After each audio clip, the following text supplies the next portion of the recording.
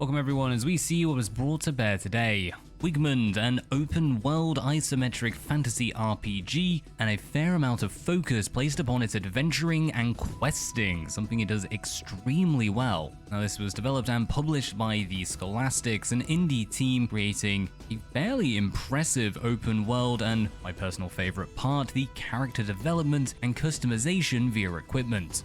The game takes place within a fantasy setting with some magic, but fairly sparing, and more of a focus placed upon actual melee combat, but don't think that means this is a hack and slasher, as the combat style plays out a little more like Dark Souls if I'm absolutely honest, with more of an emphasis placed on getting out of the way than really getting stuck in there with your swords.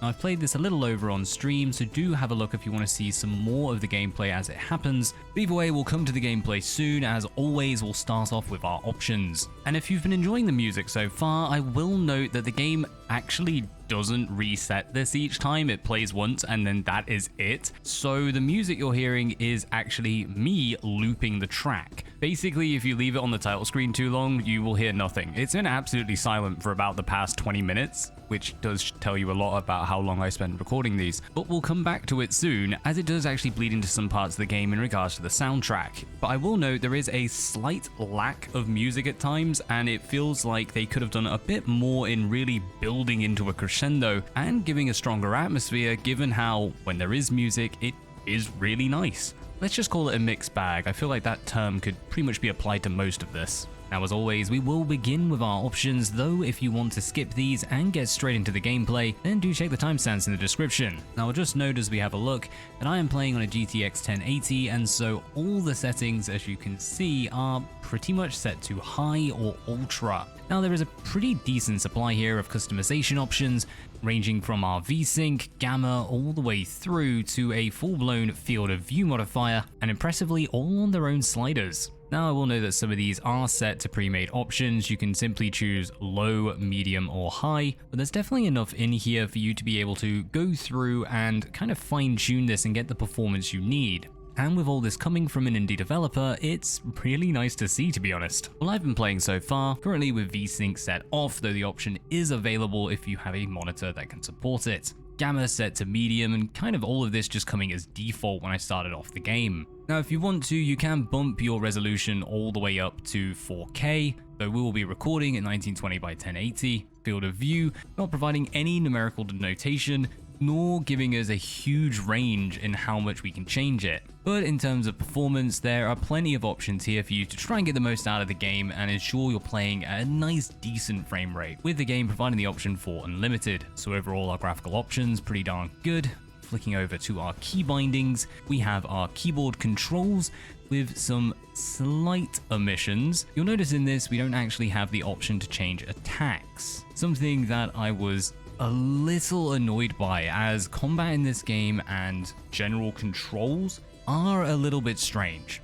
If we flick over to our controller, you can see why. Now, we have plenty on the left hand side, all our different action bars, inventory menus, the menu itself, ability to sprint by clicking, targeting by clicking, all of this works really nicely, as well as our additional action bars up and down, and the ability to interact and select options. You can more or less control the game entirely on a controller. Looking over here on the right, we can see the different types of attack. We can stab, have a simple or quick attack on X, swipe on B, allowing you to hit multiple enemies but at a reduced damage. And finally, our A button applying dodge from a single click, block by holding, and including a direction will allow you to roll out of the way, a highly important move bound to the spacebar on the keyboard, because you're going to be doing it a lot. And why is that? Well, as I said, this game plays a lot like Dark Souls. That is to say, it's more based around a dueling mechanic. Going up against one opponent, you're not going to have too much trouble going in for a quick hit and dodging out. When you're against multiple enemies, however, you're really going to struggle, and in fact your health will disappear in a matter of seconds, disintegrating before our very eyes. But I will give a shout out to the developer, having stated that they are introducing controls and rebinding to the actual control pad. Unfortunately, it hadn't come in at the time when I was recording this, so I do apologize, but in the future that will become an option. So on controller, there's a pretty hefty supply of controls available for you, able to go into your inventory, access different menus. However, it doesn't really feel that comfortable playing it entirely on a controller, and the main part of that is even though you can open the menu, actually using the menu is a little bit trickier than over on a keyboard and mouse. Basically, you're going to have to play this as a little bit of a hybrid. You can actually play the whole game on keyboard and mouse with the options to make those different types of attacks. By using left click, you will do a simple attack. If you hold left click, you will do your power attack, and if you move your mouse as you're attacking, you will be able to swipe. But it's very awkward in combat and actually quite hard to hit the enemy with, which thankfully there is targeting. You can hit tab and just lock onto your foe. But I'm not gonna lie, the best way to play this, and the way I would recommend anyone do it, is by using your controller in order to engage in combat, and switching over to your mouse and keyboard to go ahead and explore. It sounds a little strange, but you'll see as we play that actually the game copes with it really well, able to shift between the two types of input without any troubles at all, but it does still feel rather strange mixing between the two. Either way though, our final options come in the form of gameplay and sound, where we can see our difficulty options at the top. Currently we are set to Knight, the middle ground difficulty, Novice being our easy and Master as our hard. Now the game on Knight is extremely difficult when you're going up against multiple foes, and in fact I've managed pretty much by reenacting Brave Sir Robin by running away. But either way, we have our game difficulty, you can change at any time. Combat gestures, currently we have set on. Automatic target lock we have set off. This is something you may want to consider using, as shifting between the target lock system requires you to manually remove the locking and then reselect the target, that target simply being the nearest one to you. It's a little bit finicky, and when you're running around trying to avoid large mobs, it's quite hard to actually pick out which enemy you're going to be fighting. But you do always have the option to simply remove target lock, which if you play like I do, literally means you'll be fighting the wind. Moving on though, we can change our visibility mask, camera rotation speed, something that I actually think is fine. 50% has been perfectly good for me, though if you're wanting it a little bit twitchier, feel free to up that, or if you feel like you'd benefit from slowing it down, go ahead, the option's there. In fact, the game's pretty darn good at providing you a lot of different options to tailor this experience. Even the ability to apply outlines to your foes, sure a little bit gamey, but it can help when you're getting stuck in on that melee. And finally, our volume options, music, ambient, and sound effects, all separate, so feel free to customize this as and how you wish. But with all of our options done, let's go ahead and load up a game. Welcome everyone to Wigmund, the glorious tale of our adventurer, clad in a mishmash of armors, though most recently we now have the same knee pads on, something I'm actually not that happy about. I quite enjoyed having everything set to random, but either way, how does it play? Well, we're going to use WASD to move around, nice and simple, holding our shift to run, spacebar to dodge or direction, plus spacebar allowing us to roll, something you're going to do a heck of a lot of in our combat. And I do have to say, the controls overall have been pretty darn smooth. There's nothing too bad moving around. Not to mention, in combat it all flows fairly well with no real animation issues or anything like that. Most importantly, no FPS drop. This game has run pretty consistently start to finish. I will note before we go into the UI and some of the different panels available that we are currently in Chapter 3, having progressed a reasonable amount in the story, and so there may well be spoilers ahead. I've been playing this for around about 10 hours. I'd probably say on this file I've been playing for maybe 5 hours or 6, some of that being all tabbed out. But there may well be some spoilers in some of our equipment or as we go through our quest log, so just bear that in mind. I've tried to keep it to a minimum, but it can't really be helped in this style of game. For starters, we can hit C and bring up our character information screen. We can also go ahead and click on our actual UI elements, bringing up our world map, showing us where the Northwest Tower are, as well as the Castle Dungeons instance. A good thing to note in this game is, yes, it is open world in places, but for a lot of it, you're actually just left in these dungeons or within some pretty darn hefty environments that really you can run around and have a fair bit of fun with. Interestingly though, if I go ahead and use my controller, you'll see that we now have the options come up on the left-hand side here, as well as open a teleport nexus. Now, this is nexuses only, but it does give you the option to teleport, something that hopefully we'll get to use soon, though actually coming into chapter 3, I haven't had the opportunity to use it yet. So next up, we do have our quest log and inventory, so let's take a little look at that. We've only done chapter 1, 2, and we're now on chapter 3, how to kill a dragon. We've also done plenty of secondaries, and I actually think this game really excels in how it's brought those secondary quests in, as well as a fair amount of the questing from chapters 1 and 2. Now, I haven't brought in chapter 3 there, as I've actually found out that chapter 3 was released as kind of the demo, the early access point of the game, and I have to state right now, it plays very differently to the rest of the campaign. Chapters 1 and 2 almost feeling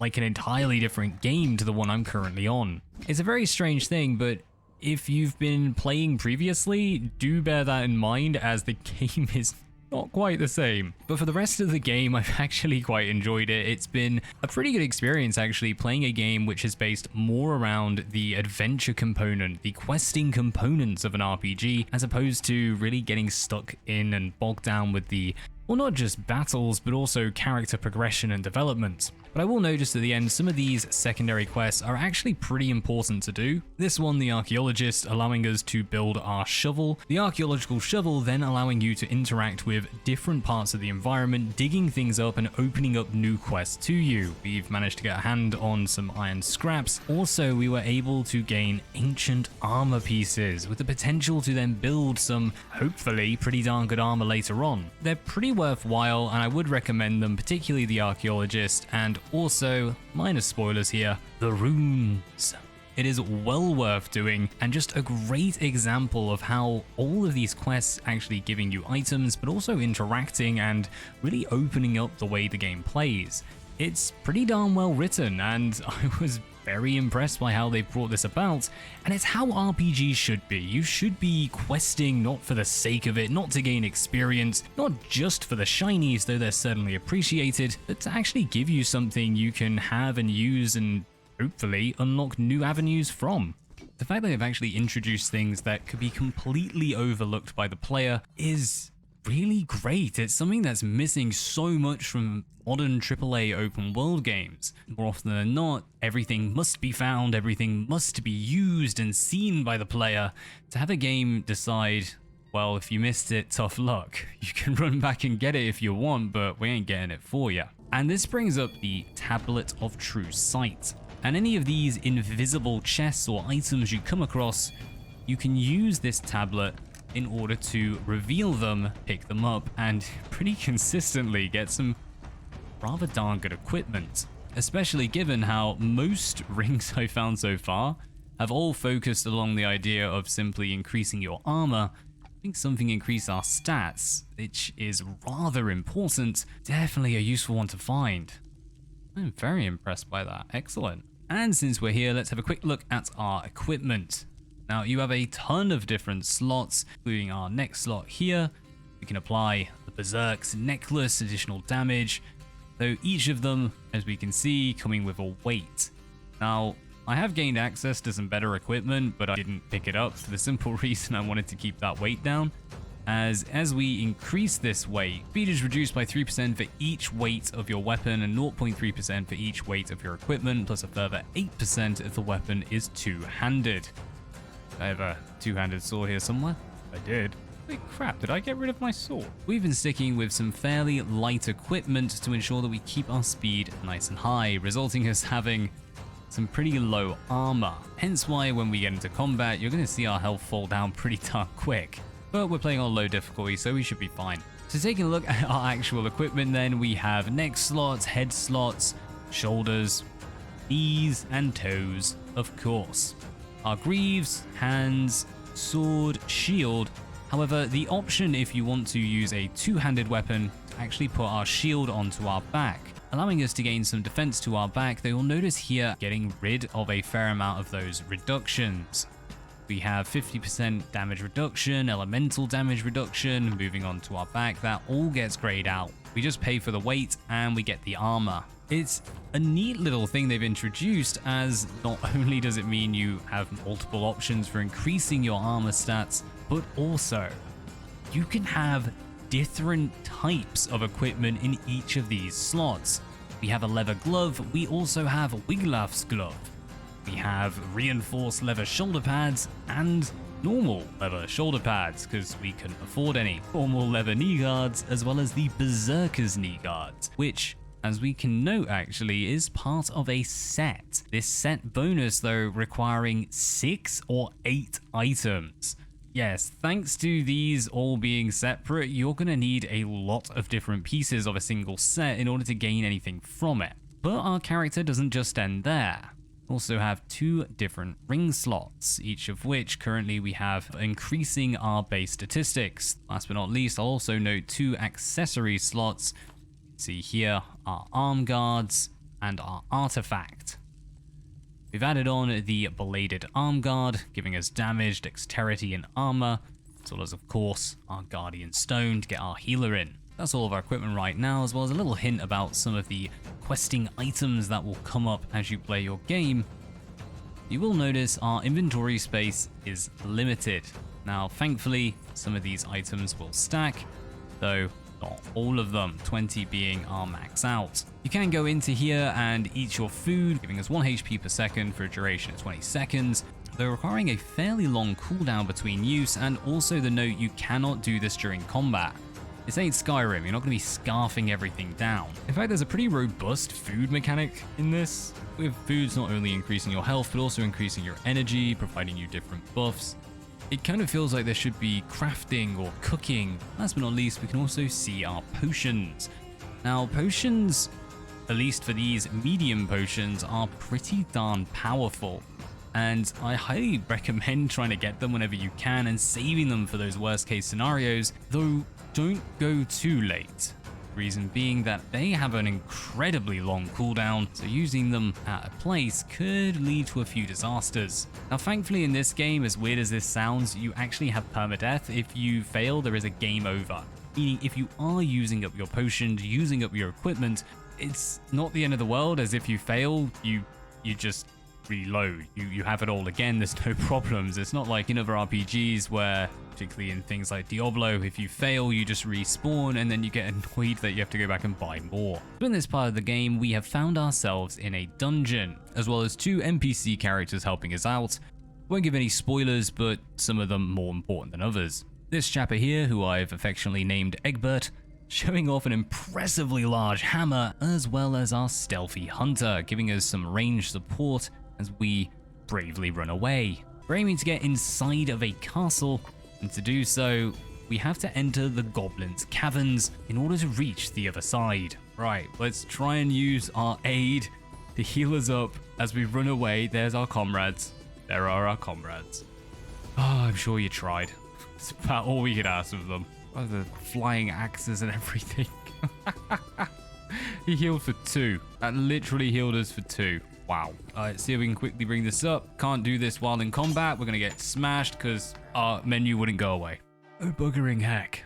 Now, one of the things you'll notice throughout this battle is actually a fair amount of the effects and the graphics. Whole thing flowing extremely well while looking pretty darn beautiful. Particularly the lighting. Something about the lighting in this game, aside from the obvious downside of those shiny objects not being actually anything to interact with, providing plenty of ability to see what's going on and really providing some more to the feel, the aesthetic. Once more, this being more about the adventure, game actually feeling like an adventure. Although we are 100% running away, bravely running away, brave Sir Wigmund, as we wait to get our health potion back.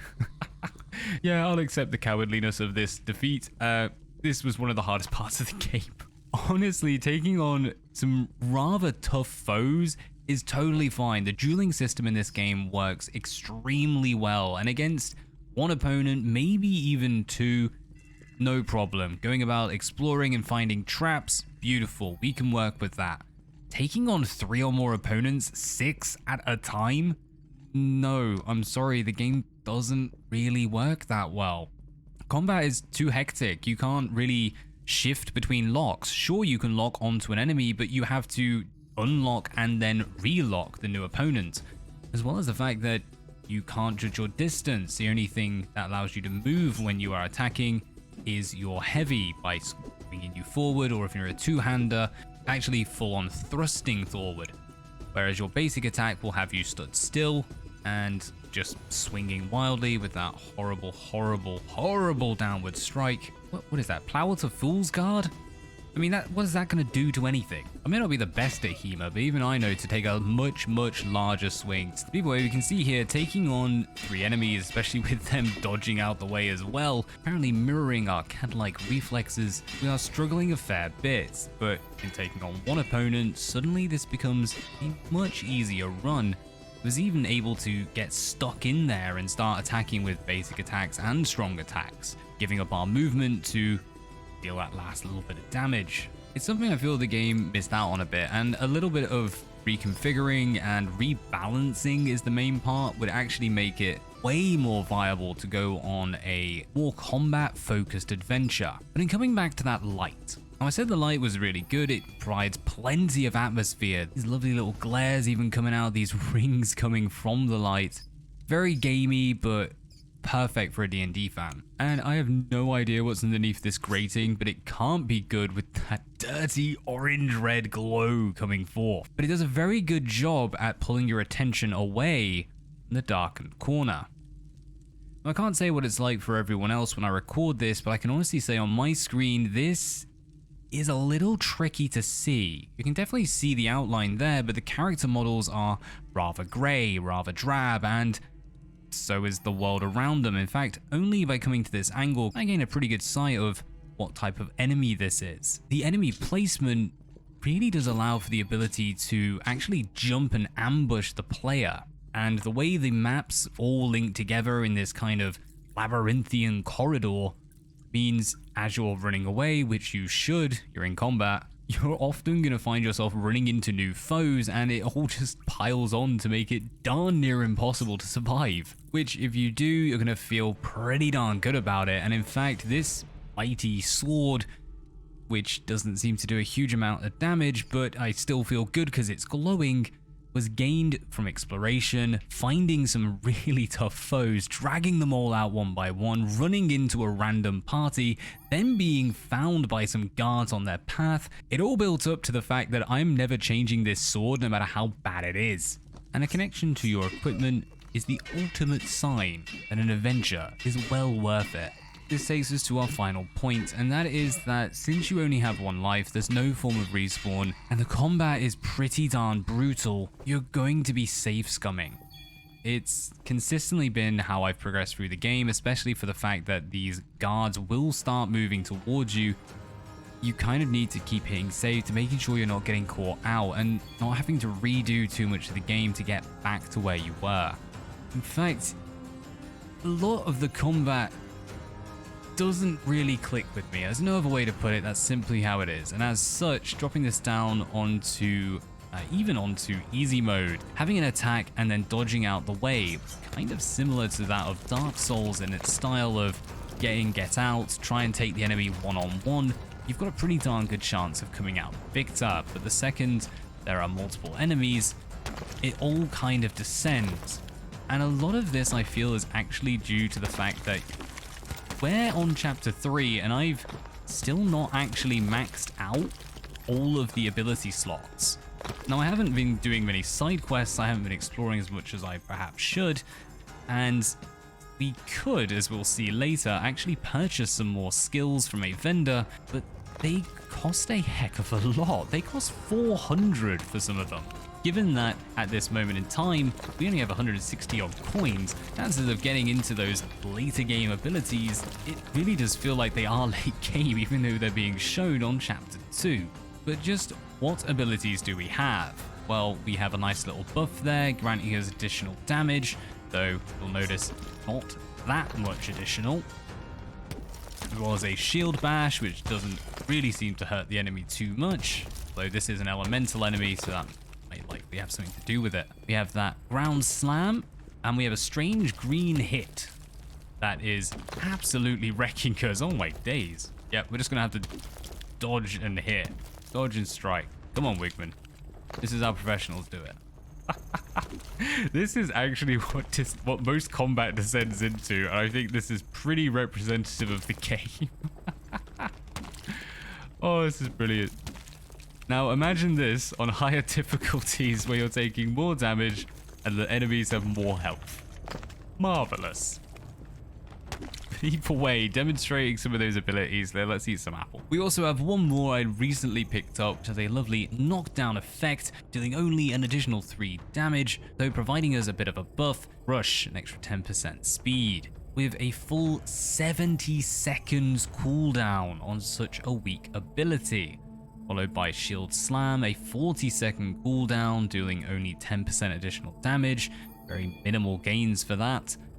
War Blessing, actually giving us -5 damage for an increase in speed, as well as Ground Slam, 120 seconds cooldown, 50 required energy, 2 damage, -50% damage addition, but knocking down the enemy, something that's useful against those groups.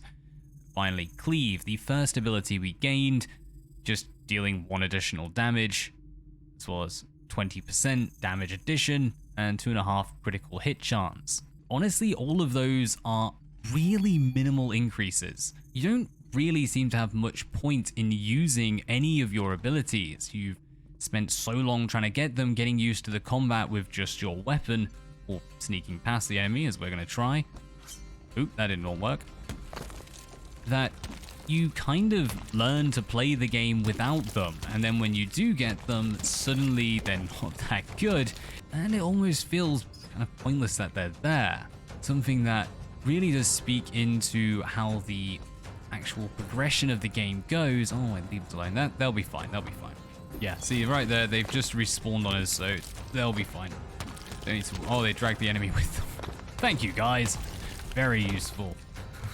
It does bleed into the overall progression of the game, with the difficulty curve being fairly off, as you tend to find yourself, at the start at least, really struggling to deal with even basic enemies, let alone any of the bosses you'll come across as you go.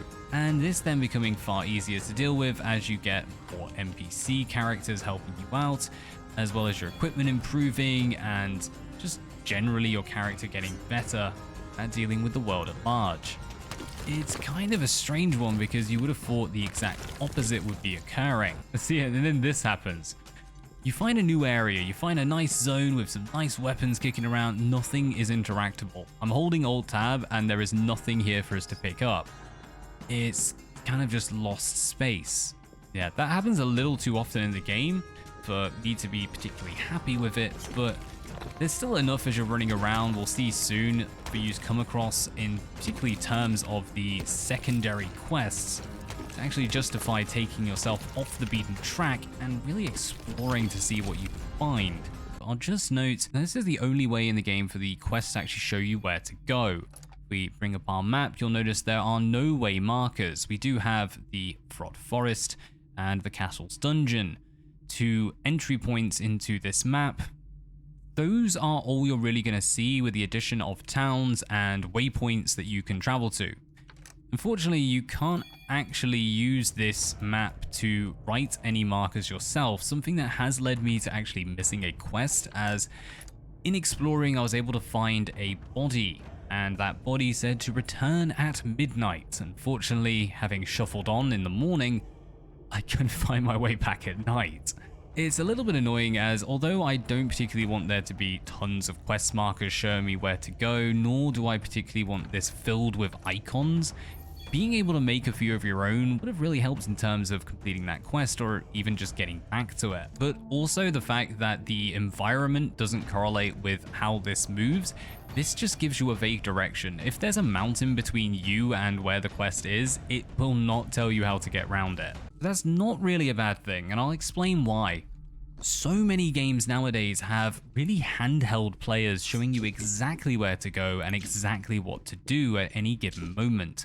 Whereas in Wigmund, it'll point you in the right direction, but it really is up to you to go forth, find out where things are, and get things moving. You can always go back and check your quest information, all of it's written down here, all the necessary details of storyline at the start, and little bit of a summary of where to go, find an entrance, get to the castle's dungeon, as well as of course our side quests with the different parts all included. Not to mention the ability to add or remove these quest markers, so if you're not really feeling like you even want that much help, you can just go ahead and turn it off, no problem. The game does a fantastic job of not so much throwing secondaries at you, but just putting you close enough to places where you can pick them up naturally within the storyline. You're going to be able to find, not all of them, but a fair amount of them simply by going about the main missions.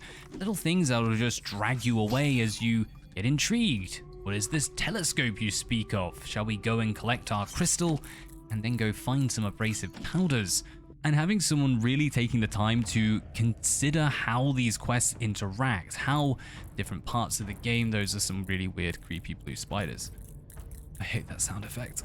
Actually having someone go into the details of how to get the player to move around, discover things naturally, not to mention gain access to new equipment and explore the world, all while feeling like you're adventuring rather than just playing the game as intended. It's an impressive level of detail, and as someone who rather enjoys the roleplay experience, a bloody good one too. So in summary, is it any good? Well, there are a lot of areas the game excels. I mean, running around here, you can definitely see they put a lot of effort into the environments.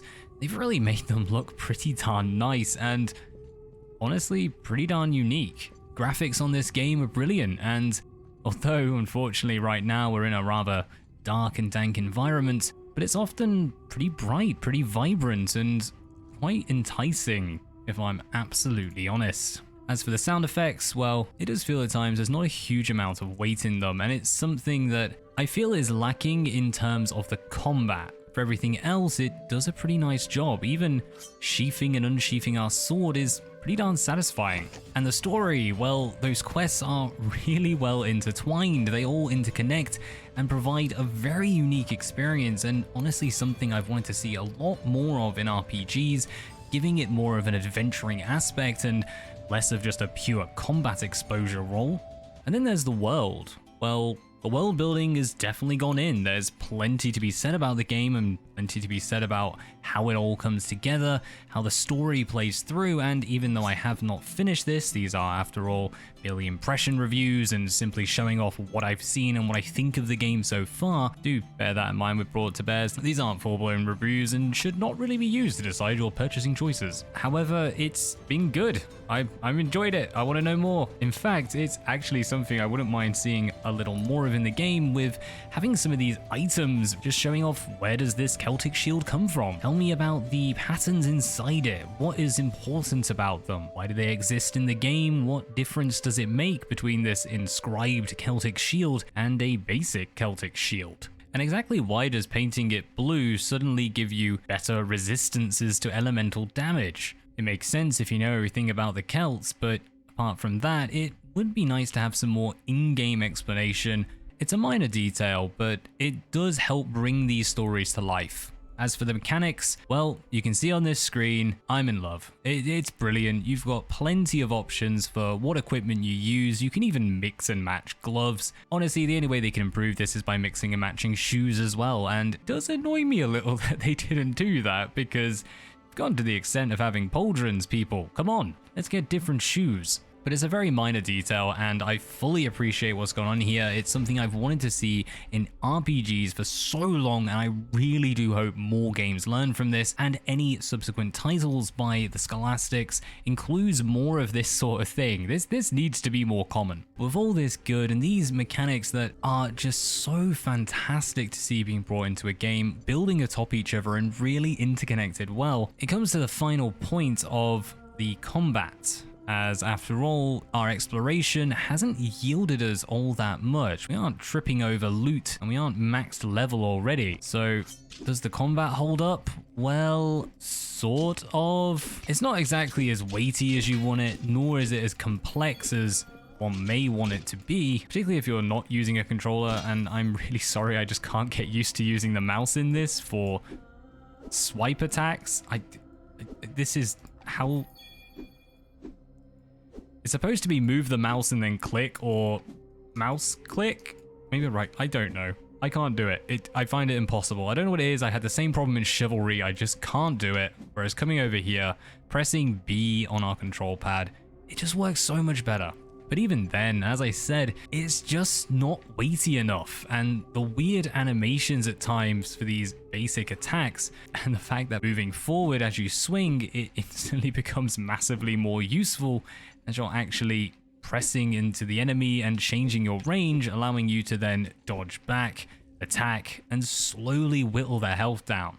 Something that really should have been improved by the fact you have all of these different abilities to help you out, but they just don't do enough to tip the odds in your favor. And in terms of that combat, a large improvement to it would actually be the introduction of not only some kind of combo system, which would greatly open up how you went about fighting your foes, but also, to draw back on Dark Souls again, some form of, say, parry attack or going in for a backstab, just to deal that last massive bit of damage and remove some of the frustration and, more importantly, tedium in just grinding down your enemy with moving forward and attacking with those stab attacks and getting the heck out of dodge. Now, I will know, as before, this is an impressions review, that's all Brought to Bear ever is, and so there could well be something like this unlocked later on with those abilities, but the fact that you have to wait so long to get to there really brings back to that balancing issue, not to mention the fact that other abilities were accessible, but you needed 400 coins,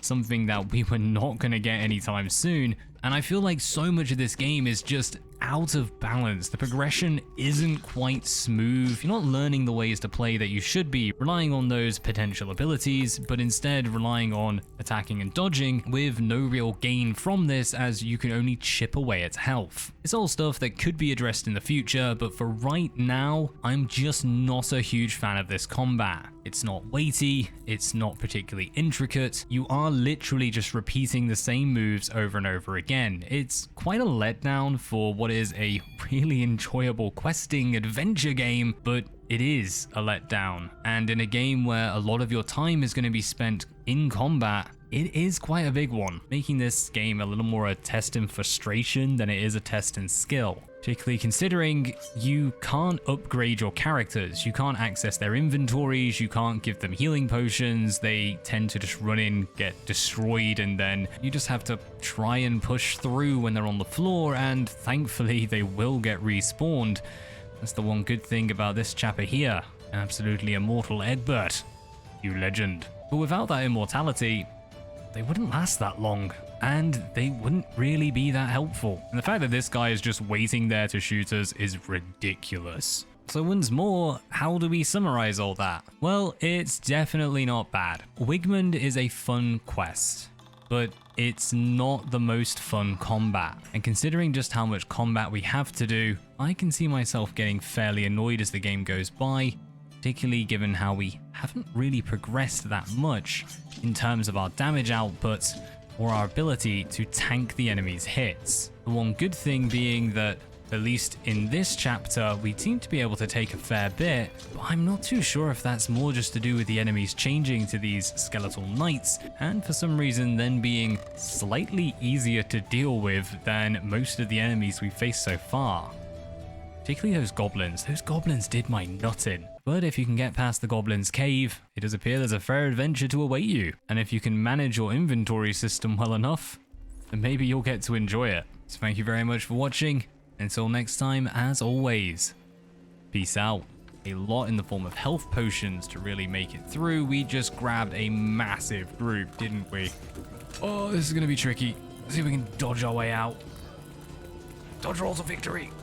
If we're holding Alt out here, we're actually not able to grab anything. The spiders, why did they come? I don't like spiders. Go away. I don't want them. Be gone. Use abilities. Distract.